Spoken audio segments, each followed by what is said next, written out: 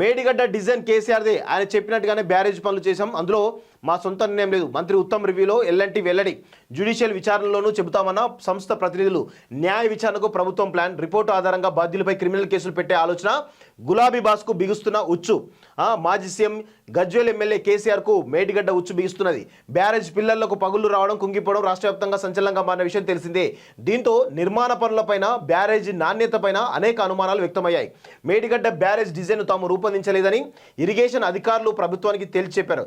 తాజాగా మంత్రి ఉత్తమ్ కుమార్ రెడ్డి సచివాలయంలో నిర్వహించిన సమీక్ష సమావేశంలో ఎల్ఎన్టీ ప్రతినిధులు పలు కీలక అంశాలను వెల్లడించారు. మేడిగడ్డ బ్యారేజ్ను తాము డిజైన్ చేయలేదని, దానితో తమకు సంబంధమే లేదని, మొత్తం పనులు కేసీఆర్ చెప్పినట్టుగానే చేశామని వివరణ ఇచ్చినట్టు ఆ సమావేశంలో పాల్గొన్న ఒకరి ద్వారా తెలిసింది.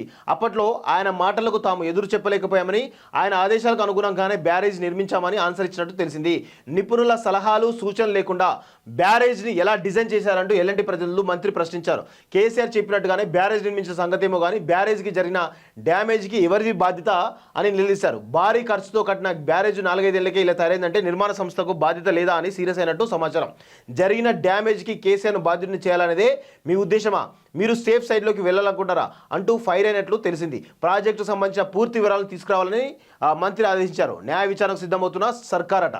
సో కమిటీ ముందు కేసీఆర్ హాజరు. సిట్టింగ్ జడ్జి చేత దర్యాప్తు జరిపిస్తామని స్వయంగా ముఖ్యమంత్రి చట్టసభలో స్పష్టం చేయడంతో ఆ దిశగా కదలికలు మొదలయ్యాయి. త్వరలో అన్నారం, సుందిల్లా బ్యారేజ్లను నిర్మించిన సంస్థల ప్రతినిధులను కూడా పిలవాల్సిందిగా రాష్ట్ర సాగునీటి పారుదల శాఖ అధికారులను ఆదేశించారు. కాళేశ్వరం ప్రాజెక్ట్ డిజైన్ మొత్తం కేసీఆర్ కనుసన్నలో జరిగిందంటూ స్వయంగా ఎల్ఎన్టీ ప్రతినిధులు చెప్పినందున జ్యుడిషియల్ దర్యాప్తుకు ప్రభుత్వం ఆదేశాలు జారీ చేస్తే కేసీఆర్ను విచారణకు పిలిచే అవకాశం ఉందన్నది సచివాలయ వర్గాల సమాచారం. డిజైన్ విషయంలో ఎల్ఎన్టీ ప్రతినిధులు చెప్పే వాదనకు ఇరిగేషన్ అధికారులు చెబుతున్న మాటలకు మధ్య తేడా ఉండడంతో కేసీఆర్ ఎలాంటి వివరణ ఇస్తారన్నది ఆసక్తికరంగా మారింది. బాధ్యులపై క్రిమినల్ కేసులట. ప్రాజెక్ట్ డిజైన్ చేసిన కేసీఆర్, పర్యవేక్షణ ఇంజనీర్లు, కట్టిన కాంట్రాక్టర్లు అందరినీ విచారిస్తామని సీఎం రేవంత్ స్పష్టంగా పేర్కొనడంతో అప్పటి సాగునీటి పారుదల శాఖ మంత్రిగా ఉన్న హరీష్ రావును, ఇరిగేషన్ సెక్రటరీ సైతం విచారణకు పిలిచే అవకాశాలున్నట్టు ఆ వర్గాల సమాచారం. జ్యుడిషియల్ కమిటీ సమర్పించే రిపోర్టు ఆధారంగా బాధ్యులపై క్రిమినల్ కేసులు పెట్టాలనే అంశాన్ని ప్రభుత్వం ఆలోచిస్తుంది.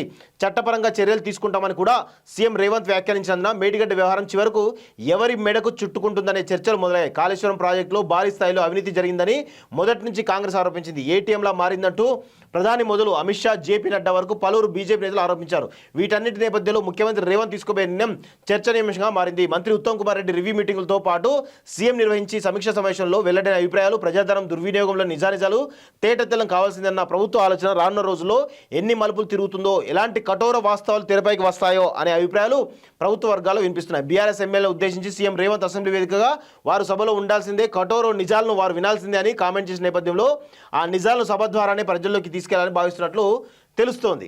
సో మొత్తానికైతే ఇక్కడ వాస్తవం ఏంటంటే మేడిగడ్డ, సుందిల్లా, అన్నారం, కాళేశ్వరం ప్రాజెక్ట్ ఇదేతుందో, కాళేశ్వరం ప్రాజెక్ట్ ఏదైతుందో మొత్తంగా అది చాలా పెద్ద వేస్ట్ ప్రాజెక్టు, దాంతో ఉపయోగం లేదు, 1,00,000 కోట్ల రూపాయల ప్రజాధనం వృధా అవుతుందని చెప్పేసి మొర్రో అంటూ దాదాపు 2017 నుంచి ఇప్పటివరకు ఉంటుంది, దాదాపు 7 సంవత్సరాల నుంచి కూడా మొత్తుకుంటా ఉంటే కేసీఆర్ పెడచెవిన పెట్టడం జరిగింది.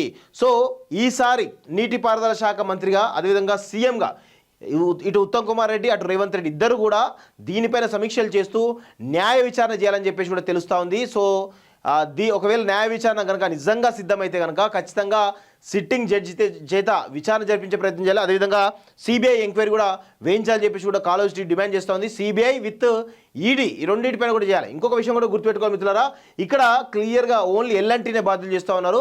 ఎల్ఎన్టీతో పాటు మెగా కృష్ణారెడ్డి కూడా ఈరోజు పెద్ద ఎత్తున బాధ్యత ఉందని చెప్పి తెలుస్తోంది. మరి ఆయన కూడా ఇన్వాల్వ్ చేయాలని చెప్పేసి కూడా ఈరోజు కాలేజ్ టీవీ డిమాండ్ చేస్తోంది. ఆ టాపిక్ ఎక్కడ కూడా రావట్లేదు, మెగా కృష్ణారెడ్డి సంబంధించినటువంటి టాపిక్ ఎక్కడ కూడా రావట్లేదు. దానిపైన కూడా మరి దాన్ని కూడా ఇంక్లూడ్ చేయాలని చెప్పేసి కూడా నేనైతే కోరుతా ఉన్నాను. అదేవిధంగా నిజంగా ఇది చిత్తశుద్ధిగా చేస్తే బాగుంటుంది. ఇలా ఉత్తమ్ కుమార్ రెడ్డి నీటిపారుదల శాఖ మంత్రిగా తన యొక్క నిబద్ధతను, తన యొక్క నిజాయితీని నిరూపించుకోవాల్సిన అవసరం ఉంది.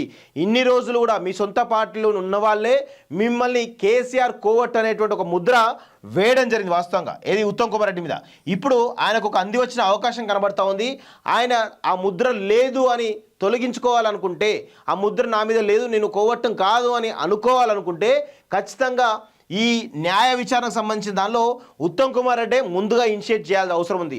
ఒకవేళ ఆయననే ఇనిషియేట్ చేస్తే కనుక ఖచ్చితంగా ఈయనే కేసీఆర్ ఇద్దరు కూడా లాలూచి రాజకీయాలు లేదు అనేది ప్రజలకు అర్థమయ్యేటువంటి అవకాశం ఉంది. ఇన్ని రోజులు ఆయన పైన ఒక మరక ఉంది, వాస్తవంగా సొంత పార్టీ వాళ్ళు చేసినటువంటి ఒక మరక ఉంది కాబట్టి దానిపైన కొంత ఈయనకు ఇబ్బంది నుంచి బయటకు వచ్చేటువంటి అవకాశం అయితే ఉంది.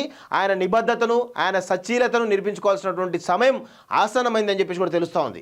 ఇక కాళేశ్వరం గురించి మాట్లాడాలంటే కేసీఆర్, నేను చెప్పిన కదా, కేసీఆర్ ఏం చేయలేదండి.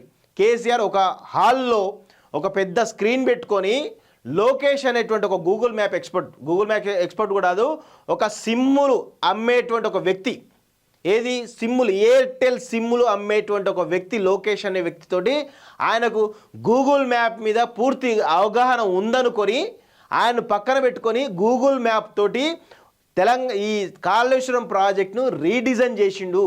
ఇది ఎవరికి తెలియని విషయం.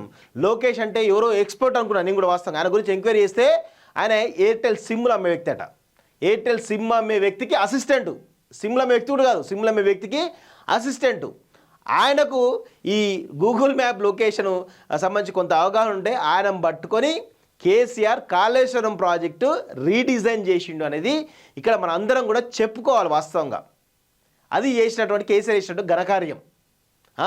దానికి ఇంజనీర్లను ఎక్స్పర్ట్స్ని అందరినీ కూడా బుగ్గగాలం చేసిండు, పెద్ద ఎర్రి పప్పలు చేసిండు. వాస్తవంగా ఈయనకి ఏదో తెలుసు, ఏదో గూగుల్ మ్యాప్ పెట్టగానే వీళ్ళు కూడా ఏదో గూగుల్ మ్యాప్ పెట్టగానే పెద్ద అదనుకున్నారు, ఏది లేదు. సిమ్లు అమ్మేటువంటి ఒక వ్యక్తి అసిస్టెంట్ చెప్తే కేసీఆర్ ఆ కాళేశ్వరం ప్రాజెక్ట్ అనేటువంటి రీడిజైన్ చేయడం జరిగింది. ఇది అసలు జరిగిన వాస్తవం, ఇది ఎవరికి కూడా తెలియదు. సో చూడాలి ఈ కాంగ్రెస్ పార్టీ నిబద్ధతను పైన ఇది కూడా ఉండేట అవకాశం ఉంది. కాంగ్రెస్ పార్టీ నమ్మాలా లేదా అనేది ఈ కాళేశ్వరం మీద మీరు ఎంక్వైరీ, జ్యుడిషియల్ ఎంక్వైరీ చేసి లేదంటే సిబిఐ ఎంక్వైరీ చేయాలని చెప్పేసి కూడా మేము కోరుతా ఉన్నాం.